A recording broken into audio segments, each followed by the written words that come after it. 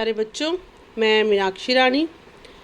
बेटा आज हम हिंदी का कक्षा 8वीं का व्याकरण भाग का सर्वनाम उसके भेद के बारे में पढ़ेंगे। ठीक है बच्चों, जैसे कि आपको पता ही है कि जो अपना सर्वनाम है उसकी भी व्याकरण भाग में बहुत ही इम्पोर्टेंस है। तो पहले है सर्वनाम। सर्वनाम की हम बेटा परिभाषा के बारे में पढ़ेंगे। जो शब्द संज्ञा के स्थान पर प्रयोग किए जाते हैं उन्हें हम सर्वनाम कहते हैं। ठीक है, इसके बेटा उदाहरण हैं जैसे मैं, तू, आप, हम, आपका, जो, वह, यह है, उसे, ये सभी इसकी उदाहरणें हैं। और इसके बाद हम इसके भेद के बारे में पढ़ेंगे। सर्वनाम के बेटा 6 भेद होते हैं। पहला है पुरुषवाचक सर्वनाम। इसके 3 प्रकार हैं, उत्तम पुरुष, मध्यम पुरुष और अन्य पुरुष। इसका दूसरा भेद है निश्चयवाचक सर्वनाम। तीसरा है अनिश्चयवाचक सर्वनाम। चौथा है प्रश्नवाचक सर्वनाम। पांचवा है संबंधवाचक सर्वनाम और छठा है निजवाचक सर्वनाम। आगे हम पढ़ेंगे पुरुषवाचक सर्वनाम। जो सर्वनाम शब्द बोलने वाले, सुनने वाले तथा कहने वाले के लिए प्रयोग किए जाते हैं उसे हम पुरुषवाचक सर्वनाम कहते हैं। इसकी उदाहरण है बेटा जैसे मैं, तुम और उसे। इन सभी को हम जिस वाक्य में ये शब्द आते हैं, जैसे मैं स्कूल जाता हूँ, तो मैं क्या है, पुरुषवाचक सर्वनाम। इस प्रकार के और कई अन्य उदाहरण हैं जो कि पुरुषवाचक सर्वनाम के हैं। आगे है निश्चयवाचक सर्वनाम। जो सर्वनाम शब्द किसी निश्चित व्यक्ति या वस्तु का बोध करवाते हैं हमें, उसे हम क्या कहते हैं, निश्चयवाचक सर्वनाम।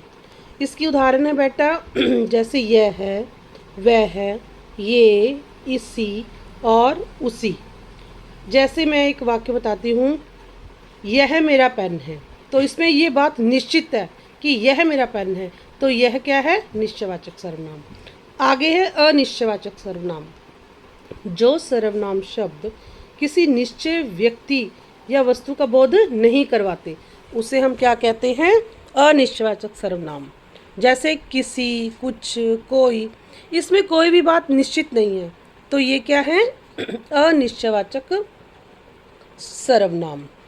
ठीक है बेटा, ऐसे ही इसके बाद हम पढ़ेंगे इसका जो अगला भेद है चौथा, प्रश्नवाचक सर्वनाम। जो सर्वनाम शब्द किसी निश्चय व्यक्ति या वस्तु या किसी घटना के संबंध में प्रश्न का बोध करवाए, जिसमें प्रश्न की बात की गई हो, उसमें हम प्रश्नवाचक सर्वनाम कहते हैं। जैसे कौन, क्या, किसे, ये इसकी हैं उदाहरणें। जैसे मैं आपको एक वाक्य देता हूँ, कौन स्कूल जाएगा, तो कौन क्या है, प्रश्नवाचक। तो ऐसे ही है आगे पांचवा, संबंधवाचक सर्वनाम। जिन सर्वनामों का प्रयोग वाक्य में प्रयोग किए गए अन्य सर्वनाम से संबंध बताने के लिए किया जाता है उन्हें हम संबंधवाचक सर्वनाम कहते हैं। जैसे जो, सो, जिसे, उसे, जिसका, उसका आदि। जैसे जो बोओगे सो काटोगे, इसमें जो, सो क्या है, संबंधवाचक सर्वनाम है।